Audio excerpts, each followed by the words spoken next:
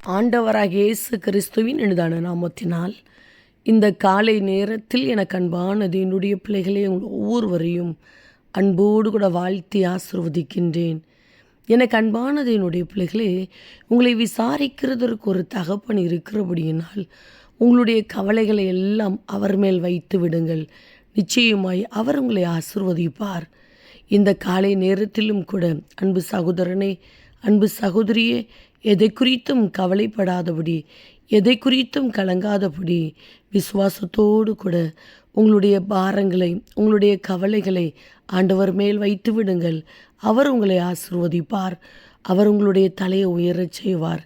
தகப்பனே, இந்த காலை நேரத்தில் உம்முடைய பிள்ளைகள் ஒவ்வொருவரையும் மனதார ஆசிர்வதித்து ஜெபிக்கிறேன். அப்பா, நீர் எவ்வளவு நல்லவர், உங்கள் அன்பு எவ்வளவு விலையேறப்பட்டது ஐயா.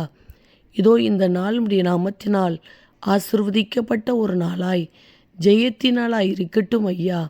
எந்தெந்த காரியத்தை குறித்து கவலைப்பட்டு கலங்கி கொண்டிருக்கிறார்களோ அந்த காரியத்தை உங்கள் மேலே இறக்கி வைத்து அற்புதத்தை உடைய பிள்ளைகள் இன்றைக்கு அனுபவிக்கட்டும் என்று சொல்லி இவர்களை ஆசிர்வதித்து ஜெபிக்கிறேன். இந்த நாளுக்குரிய சகல தேவைகளையும் சந்தித்து நடத்துங்கப்பா. எங்கெங்கு பிரயாணப்பட்டு போனாலும் பிரயாணங்கள் ஆசீர்வாதமாய் பாதுகாப்பாய் இருக்கட்டும். இன்றைக்கும் உடைய பிள்ளைகள் சந்திக்கின்ற ஒவ்வொரு மனுஷ கண்களிலும் தயவை கட்டளையிடுங்கப்பா. சூழ்நிலைகளை அனுகூலமாய் மாற்றி கொடுப்பீராக. அநேக நாட்களாய் முயற்சிகள் எடுத்தும் கூட வாய்க்காத காரியத்தை இன்றைக்கு வாய்க்க பண்ணி கொடுங்க ஐயா.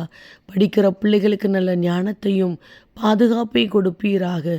வேலை செய்கிற பிள்ளைகளை, தொழில் செய்கிற பிள்ளைகளை கர்த்தர் ஆசிர்வதிப்பீராக. மனதார இவர்களை ஆசிர்வதித்து ஜெபிக்கிறேன்.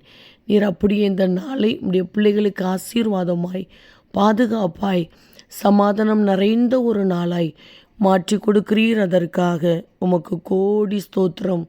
இயேசு கிறிஸ்துவின் நாமத்தில் ஜெபிக்கிறோம் ஜீவனுள்ள நல்ல பிதாவே. ஆமேன், ஆமேன். அன்பு தேவ பிள்ளைகளே, உங்கள் கவலைகளை எல்லாம் ஆண்டவர் மேல் வைத்து விடுங்கள். நிச்சயமாய் அவர் உங்களை ஆசிர்வதிப்பார். ஆமேன்.